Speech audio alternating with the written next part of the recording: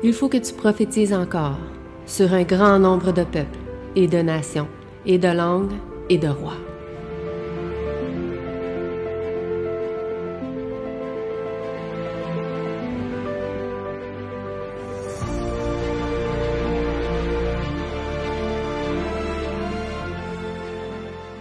J'espère que vous allez bien en cette journée de sabbat, en cette journée spéciale d'Action de grâce. Donc, aujourd'hui, je vais faire une courte méditation, puisqu'on a un petit retard. Faire une courte méditation sur le sujet qui s'intitule « La fin de toute chose est proche ». Je vous invite à ouvrir avec moi dans 1 Pierre 4, verset 8, qui est notre texte du jour. 1 Pierre 4, verset 8.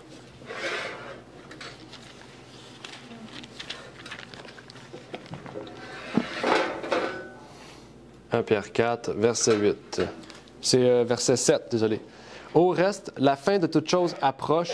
Soyez donc sobres et vigilants dans les prières. » Ici, Pierre nous dit que la fin de toute chose approche ou est proche. Aujourd'hui, dans cette journée spéciale, donc, j'aimerais pouvoir partager sur ce texte-là, méditer sur ce texte pour voir qu'est-ce que ça veut dire la fin de toute chose est proche, la fin de toute chose approche. J'aimerais commencer par la prière, et par la suite, on pourra donc partager ensemble sur ce sujet. Notre Père qui est aux cieux, j'aimerais te remercier pour ce moment que tu nous permets d'avoir, de pouvoir être réunis ici dans cette salle. Malgré les difficultés que nous avons eues, tous les problèmes, Seigneur, tu nous permets d'être réunis aujourd'hui, de pouvoir te rendre gloire et de pouvoir te louer. Que tu puisses bénir ce moment, permettre à ceux et celles qui doivent venir de pouvoir venir en bien, de pouvoir trouver l'emplacement, Seigneur, et de pouvoir, Seigneur, pouvoir tous ensemble partager un repas et pouvoir te louer aussi cet après-midi. C'est ma prière donc pour ces choses au nom de ton Fils Jésus-Christ. Amen. Amen. Amen. 1 Pierre 4, 7 nous disait « Au reste, la fin de toute chose approche, soyez donc sobres et vigilants dans les prières. » Première question pour vous. Croyez-vous que Jésus revient bientôt? Première question. Il est temps. Mais, j'espère. Donc, tout le monde croit ici que Jésus revient bientôt. Qui a la main levée croit que Jésus revient bientôt? Il y a juste Sophonie qui ne croit pas. Mon cœur est levé. OK, amen. Donc, amen.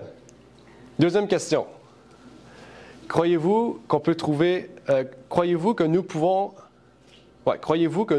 avoir espoir en l'humanité? Non. Qui lève la main maintenant? Comment ça se passe? Non? OK.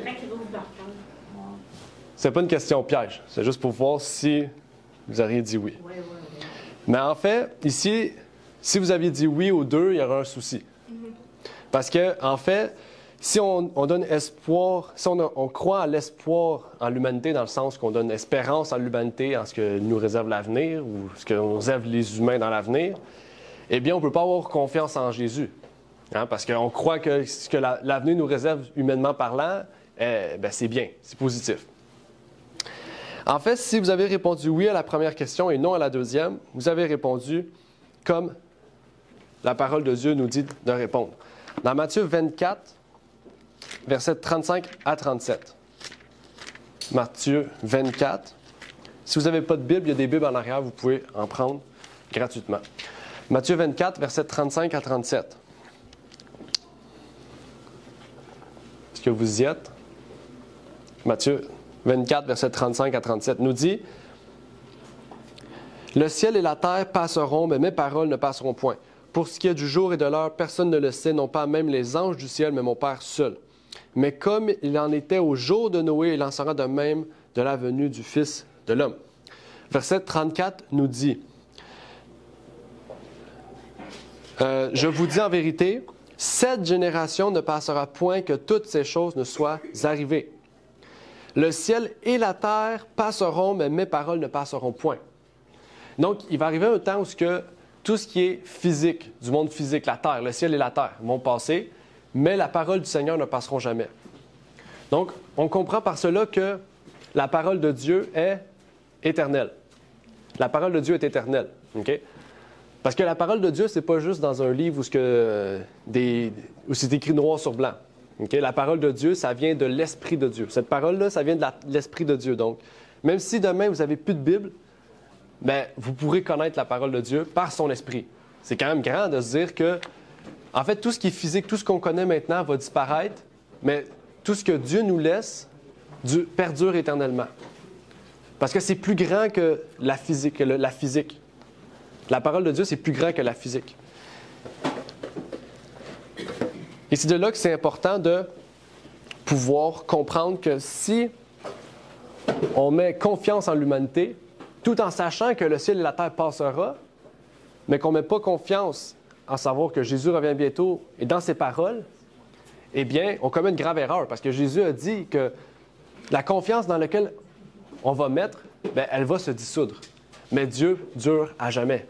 Les paroles de Dieu sont là éternellement. Elles vont durer éternellement. Qu'on soit là ou non, elles vont être encore présentes. Le ciel et la terre sont déjà condamnés à périr. Mais Jésus nous dit un signe important pour nous rappeler que le ciel et la terre vont périr. Pour nous montrer que le ciel et la terre vont périr, vont être amenés à être anéantis à jamais, bientôt. Il nous montre un signe dans les versets qu'on a lus. Il nous dit, « Mais comme il en était au jour de Noé, il en sera de même à l'avènement du Fils de l'homme. » Donc, c'est quand qu'on sait que le ciel et la terre va passer, le ciel et la terre va être réduit à néant. C'est quand l'état de ce monde va être semblable à celle de Noé.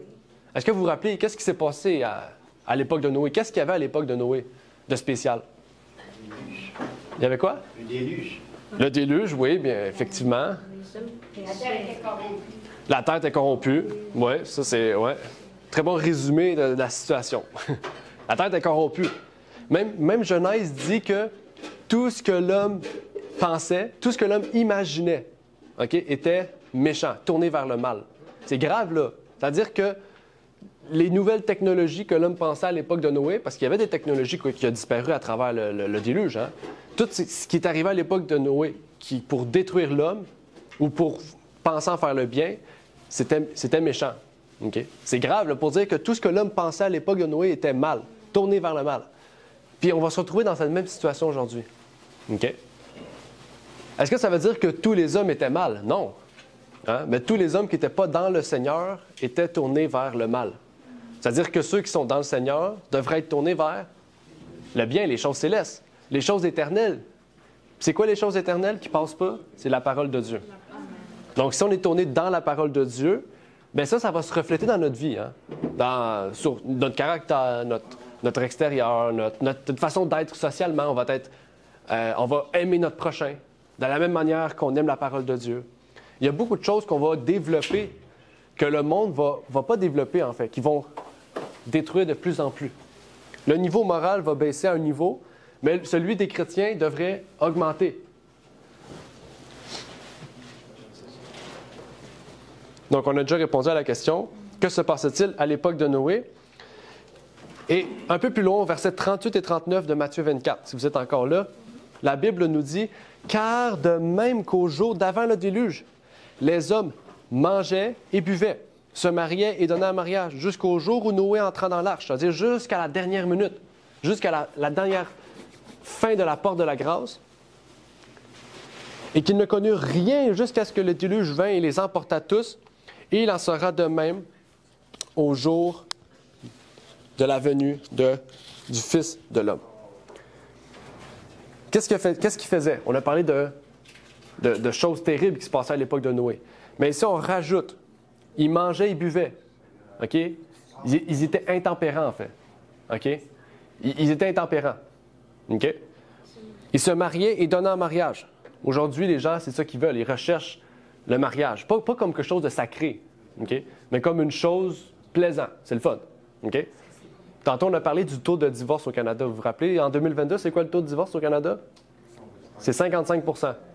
C'est grave, là. C'est 55 là. C'est-à-dire qu'à chaque année, 55 des mariages qui ont été faits sont déjà en divorce. OK?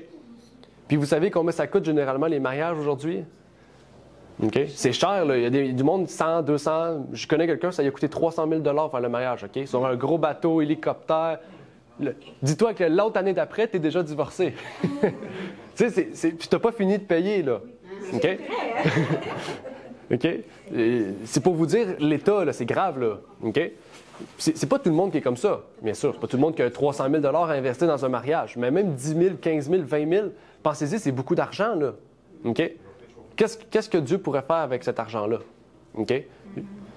OK? Je veux dire, le mariage, c'est quelque chose de sacré, c'est important, puis on doit y porter une attention, bien sûr. Les chrétiens doivent y montrer une attention particulière. Mais ici, ce que ça veut dire, c'est que les hommes méchants, au temps de Noé, se mariaient et buvaient. OK? C'est-à-dire qu'ils faisaient tout ça parce que c'était un plaisir et non pas parce que c'était sacré. Il faut comprendre la différence. Et il y a quelque chose, une grande leçon à comprendre de cela. Une grande leçon. Pour nous, aujourd'hui, il y a une grande leçon parce que est-ce qu'on est de ceux qui font partie de la famille de Noé, de l'arche, ou de ceux qui sont méchants? Est-ce qu'on est de ceux qui, dans notre méchanceté, prend plaisir, ou on est de ceux qui, par notre gentillesse, notre amour envers Jésus, eh bien, on se sépare du monde. Noé était séparé. Hein? Noé, il construisait son arche, il faisait ses choses. Le monde le regardait, riait de lui, il se moquait de lui. Hein? Puis des fois, il y en a qui l'aidaient, tout en sachant que c'était un peu absurde, hein, ce qu'il faisait. C'est la même chose aujourd'hui. On en a parlé tout à l'heure, on a dit des nombres à l'école du sabbat. Okay? Le nombre de divorces, le taux d'alcoolémie, le taux de la drogue, le taux d'avortement au Québec, le taux d'endettement, les faillites d'entreprises, c'est les plus hauts au Québec. Okay? 45 des entreprises au Québec ont fait faillite. C'est 40 plus qu'ailleurs dans le Canada. Okay? Le Québec, c'est la pire province en ce moment dans le Canada, au cas où, d'une façon générale. Et malgré cela, Dieu nous montre que nous pouvons être des Noé. Il nous encourage à être des Noé. Okay? Noé, c'était un réformateur. Là. Okay? C'était un réformateur pour son époque. Et c'est quelqu'un de très grand. Okay? Malgré son âge, il était quand même assez âgé. C'était quelqu'un de très grand, de très important pour son époque, un grand réformateur. Puis il nous invite aussi à être des réformateurs dans notre vie, en fait. Il veut qu'on forme un réveil et une réforme dans notre vie. Okay? C'est sur ça que je veux qu'on médite particulièrement. Parce que, on comprend, le monde arrive à sa fin. La fin de toute chose est proche. Hein? Noé, il savait qu'il y avait 120 ans avant le déluge. Dieu avait émis un temps. Hein? Il avait dit la vie des hommes ne durera pas plus que 120 ans. C'est une prophétie qui allait amener le moment du déluge. Mais on sait qu'il y a une chose sur cette terre qui ne passera pas. Une chose qui va être amenée au ciel, dans un sens. Tout va être détruit sur terre, mais la parole de Dieu va durer. Et il y a une autre chose aussi qui va être amenée avec cette parole. 1 Jean 2, verset 17. L'épître de Jean. OK? 1 Jean 2, verset 17. Regardez ce qu'il dit. Et le monde passe. Qu'est-ce qu'on a dit tout à l'heure? Le ciel et la terre passera. Et le monde passe. Qu'est-ce qui passe aussi avec le monde? Sa méchanceté, sa convoitise. Exactement. Sa convoitise. Mais celui qui fait la volonté de Dieu, qu'est-ce qui arrive? Il demeure pour toujours. Hey, c'est pareil comme Matthieu. Le ciel et la terre va disparaître, mais la parole de Dieu perdure. Qui va perdurer? Ceux qui font la volonté de Dieu. De la même manière que la parole perdure, ceux qui sont dans la parole perdurent. C'est quelque chose de grand. Ici, ce qu'on comprend, c'est que ceux qui sont dans le monde ou qui font partie du monde vont être détruits avec le monde. Mais ceux qui font partie de la parole de Dieu, qui sont dans la parole de Dieu, vont demeurer éternellement comme la parole de Dieu. Il y a une espérance. Même si le monde va passer, même si le monde passera bientôt, comme on a lu dans Pierre, il y a une chose qui perdure sur la terre, c'est la parole de Dieu. C'est les enfants de Dieu, ceux qui sont enfants de la parole de Dieu. Et c'est quand même quelque chose d'important qu'on comprenne que la chose qu'on amène au ciel, c'est notre caractère. La chose qu'on amène au ciel, c'est notre volonté de vouloir suivre la volonté de Dieu. On ne fait pas notre volonté, mais on fait la volonté de notre Père, comme Jésus le fait. Dieu nous donne une solution importante pour demeurer ferme dans les derniers jours. Dans 1 Pierre 4, verset 7, le même verset de tout à l'heure, ça dit « Au reste, la fin de toute chose approche. » Sachant maintenant que toute chose approche, qu'est-ce qu'il faut faire? Soyez, c'est un ordre, là. Dieu nous dit un ordre. La fin de toute chose approche. Soyez. Il faut que vous êtes, il faut être comme ça. Il faut être sobre et vigilant dans les prières. Ça, c'est un travail personnel. Hein? Je ne peux pas vous forcer à boire d'alcool puis ne plus être sobre. Hein? Ça, c'est un exemple, mais si vous restez sobre, ça veut dire qu'il faut être, notre cerveau doit être en toutes ses capacités. Okay? Ça veut dire qu'on doit être, dans la sobriété, ça veut dire que notre lobe frontal est conscient de ce qui se passe alentour de nous, puis on peut prendre des décisions volontairement, voulues, en toute liberté, de suivre Dieu ou non. En toute bonne conscience, c'est ça que ça veut dire. Mais il nous dit ici, soyez vigilants dans les prières. C'est-à-dire, il faut porter une attention aux prières. C'est ça l'appel important ici. Donc, pour ne pas prendre part au monde méchant, rempli de leur imagination, il faut demeurer sobre et vigilant pour rester dans le camp de Noé, pour demeurer dans le camp de la parole de Dieu et demeurer éternellement, comme il l'a dit. Est-ce qu'il y a un nombre précis qu'on doit prier? Est-ce qu'on doit prier, je ne sais pas, 5 fois par jour, 8 fois par jour? Est-ce qu'on doit faire comme les musulmans, 5 fois par jour avec un tapis précis, un moment précis? Ou y a-tu... Combien de fois vous priez par jour? Combien de fois vous priez? Tout le temps. Comme on veut. Tout le temps, comme on veut, gratuit, exactement, sans cesse. Tout le temps, sans cesse. Exact. Donc, tout le temps. Ça veut dire, à chaque occasion que nous avons, nous devons prier. OK? C'est pas comme je dis, les musulmans, où il doit avoir un lieu précis, tourner vers un lieu précis. Non, on n'a pas de lieu sur terre. On n'a aucun attachement terrestre à apporter nos prières. C'est juste au ciel qu'on va prier. Donc, peu importe ce que vous êtes, peu importe dans l'état que vous êtes, vous pouvez prier. C'est là la vigilance à la prière. Dieu nous appelle à cela. Dieu nous appelle à cela et c'est vraiment important. De prier les uns pour les autres, mais de prier pour notre état aussi pour qu'on puisse être vigilant. Pour que Dieu nous donne la force, que Dieu puisse nous donner la sobriété de toujours demeurer ferme et être attentif à ce qui nous entoure. Parce que Satan, il sait, c'est la fin des temps, hein, il sait. Les méchants sont remplis d'imagination. Il va nous attaquer de toutes les bords, de tous côtés. Hein? Je pense que vous le savez, là, tout ce que Satan fait pour nous attaquer, hein, que ce soit juste dans la vie comme ça, mais aussi par les médias, par les plaisirs de la vie.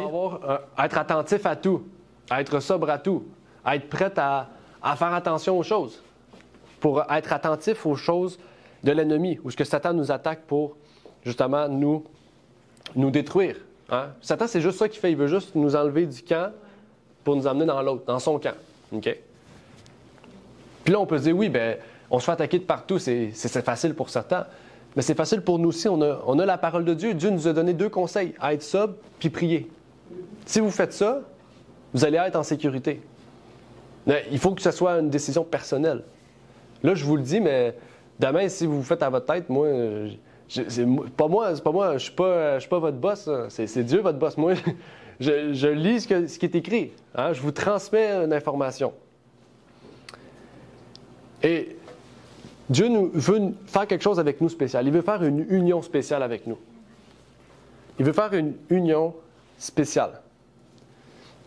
Il dit, Jésus dans la Bible dit qu'il veut être uni avec nous, il veut se marier avec nous. Il utilise l'idée du mariage. Et c'est là aussi c'est intéressant, c'est qu'on a lu Matthieu tout à l'heure. Qu'est-ce qu'il disait? Que les méchants se mariaient et buvaient. Donc, les méchants se marient. Okay? Les chrétiens se marient, on parle physiquement parlant. Mais spirituellement parlant, les méchants se marient aussi, puis les bons se marient aussi. Les méchants se marient avec Satan. Il y en a qui font même des pactes avec Satan. Ils versent leur sang pour une personne, pour Satan. Ils font des pactes de sang. Mais Jésus nous dit qu'il veut nous marier aussi. Il veut marier son Église. Il veut épouser son Église. Et qu'est-ce qu'on fait quand on va vers un mariage? Qu'est-ce qu'on fait quand on sait qu'on va se marier? Là, on parle dans la vie de tous les jours. On se prépare, hein? On n'attend pas la veille pour dire « Ah, là, demain j'ai un mariage, je fais quoi? » Non, non. Il y en a qui se marient des fois des années auparavant. Hein. Il y en a des fois c'est 1 an, il y en a des fois c'est quelques mois aussi. Il y en a des fois c'est très long avant qu'ils se préparent. Hein. Mais Jésus, c'est la même chose. En ce moment, on doit se préparer. Jésus, mais qui revienne sur terre, il ne va pas venir et dire « Ah, tu t'es même pas préparé, prépare-toi vite. » Non, quand il revient chercher des gens qui sont prêts à le recevoir. Hein? C'est pour ça qu'on dit le terme adventiste. Ceux qui se préparent à recevoir Jésus-Christ. On est tous des adventistes. Si on se prépare à recevoir Jésus, si on reste sobre dans la prière, puis qu'on se prépare dans tous les aspects de notre vie, on se met en accord avec la parole de Dieu, on étudie, on prend le temps, on prie, on va vers notre prochain, on aide notre prochain, on apporte le message à notre prochain, peu importe la façon. Hein? On peut aider notre prochain juste en lui donnant des remèdes naturels. On peut aider notre prochain en lui donnant notre manteau. On peut aider notre prochain. Tout ça fait partie de notre œuvre évangélique. Fait partie de notre message évangélique. Okay? Tout ça est un moyen par lequel nous pouvons entrer en contact avec les humains pour leur transmettre quoi? Un message. Un message, ce n'est pas toujours verbal. Hein? Nos gestes, c'est un message. Hein? Notre façon d'être aussi est un message. Il y a des gens, avant même de nous parler, ils disent « Toi, je sais que tu es chrétien, je sais que tu as un amour. Okay? » Ben il sait pourquoi? Parce qu'on dégage cette chose. Et c'est ça que Jésus veut faire avec nous. Il veut nous marier et il veut que, quand il vient chercher son peuple, on puisse être prête. Mais là, on pourrait se dire, mais comment je fais pour me préparer? Là, je sais qu'il faut être sobre, il faut prier, mais la sobriété, la prière, c'est pour rester vigilant. C'est pour développer notre capacité, pas notre capacité mentale, mais notre lobe frontal, pour être attentif à ce qui nous entoure. Vous êtes d'accord avec moi? Mais est-ce que vous savez, vous, comment vous préparez pour vous marier avec Christ? Sur Terre, vous savez comment vous préparez pour vous marier. Hein? Vous préparez la journée, la programmation, le placement des chaises, comment vous allez être habillé, la musique d'entrée, etc., etc. Mais comment on se prépare quand on va se marier avec Jésus? Comment on se prépare pour? Est-ce que vous savez comment on se prépare? On fait tout pour lui rassembler. OK, oui. Est-ce qu'il y a une autre... La parole. Suivre la parole, OK. On met notre vie en ordre. On met notre vie en ordre. OK, intéressant. Un aspect. Une autre intervention? On se voue le plus possible à lui. OK. Partage aux autres. Partage aux autres? Jésus. On n'oublie pas de se repentir à chaque fois qu'on a fait une gaffe. Ouais, On met le contraire à demain. c'est ça, OK. Ça prend une décision. Décision. C'est tous des bons points. Décision, repentance, on parle de grâce, on parle de... Observer les 10 commandements, pas 8 sur 10. Ouais. Oups. C'est toutes des choses qu'il faut qu'on se prépare, bien sûr. La première chose qu'il faut, c'est ce que Sophonie, elle l'a dit, hein, il faut le vouloir. Tu sais. Il faut le vouloir. Puis le vouloir, c'est ce qui va développer notre foi. C'est ça, notre foi, vous savez, c'est quoi le mot foi? C'est confiance. C'est-à-dire que quand on a confiance en Jésus, quand on va lire la parole, on va savoir que qu'est-ce qu'il dit, c'est bon pour nous. Sans la foi, vous allez lire, vous allez le faire parce que c'est écrit, mais vous n'allez pas le faire parce que vous avez confiance en Jésus. Parce que Jésus vous a donné ça parce qu'il vous aime. Parce que vraiment, il sait le mieux pour vous. Vous allez le faire juste parce que c'est marqué, je le fais. Puis vous allez vous efforcer de le faire, puis à un moment donné, vous allez sortir parce que vous allez dire, c'est trop pour moi. Mais si vous avez foi, quand vous avez confiance en quelqu'un, vous faites quoi? Vous allez lui donner. Vous allez lui dire n'importe quoi, il va le faire. Vous savez, vous allez avoir confiance. Et c'est ça, en fait, que Jésus veut de nous.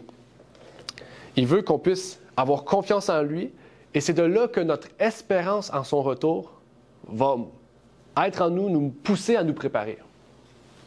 Dans 1 Jean 3, versets 2 et 3, ça dit « Bien-aimés, nous sommes à présent enfants de Dieu et ce que nous serons n'a pas encore été manifesté. Mais nous savons que lorsqu'il sera manifesté, nous serons semblables à lui parce que nous le verrons tel qu'il est. » Ça dit « Et quiconque a cette espérance en lui se purifie comme lui-même est pur. » Donc, à quiconque a cette espérance. Donc, il y a une espérance qui est en nous, qui nous amène à nous purifier. C'est quoi l'espérance? L'espérance, c'est son retour. Okay? Bien-aimés, nous sommes à présent enfants de Dieu et ce que nous serons n'a pas encore été manifesté. Mais nous savons que lorsqu'il sera manifesté, nous serons semblables à lui. Okay? C'est-à-dire immortels. C'est là que ça dit en un instant, en un clin d'œil, nous serons changés comme il est. Là, on va monter avec. Okay? Cette espérance, donc l'espérance du retour de Jésus, devrait nous amener à fixer les yeux sur lui pour que nous puissions être purifiés et donc être semblables à lui. Okay? Et on a parlé ce matin du jugement, du sanctuaire, de tout cet aspect-là. On a compris que la purification, c'est le travail final que Jésus fait en ce moment dans le ciel. Okay? C'est l'effacement des péchés total dans son peuple. Chacun d'entre nous ici présents, nous sommes soumis à ce jugement. Même ceux qui sont morts depuis les temps, depuis Adam, sont soumis aussi par ce jugement.